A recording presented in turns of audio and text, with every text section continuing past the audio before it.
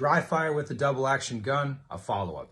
So I got this question. Hey Ben, if I dry fire the way that you recommend, which I'm demonstrating here, isn't that going to demonstrate, isn't that going to, encourage me to short stroke the trigger if I'm shooting live? And I have to say, based on what I've observed, no. This might not look really like perfect training for a double action gun, but from what I've seen, it's the best way to do it. I haven't seen it induce a lot of problems.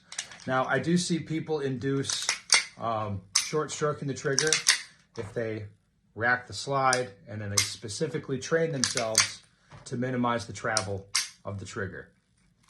In those situations, yes, sometimes people induce short stroking the trigger. More commonly, people who dry fire like this, double action for every shot. I've seen that induce pushing into the gun for the second shot because they're expecting there to be a lot more resistance on the trigger. And then when they're shooting live ammo, the second shot, they're expecting a ton and they push into the gun and then usually straighten it out after that. It's actually kind of weird how repeatably I see that pattern.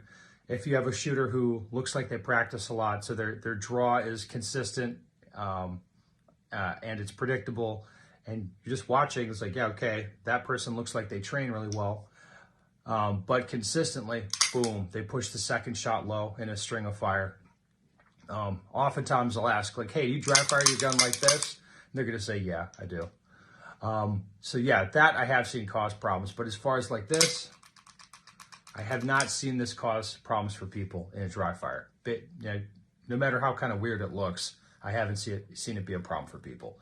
Anyway, that's my spiel today. Questions, comments, you can put it down below.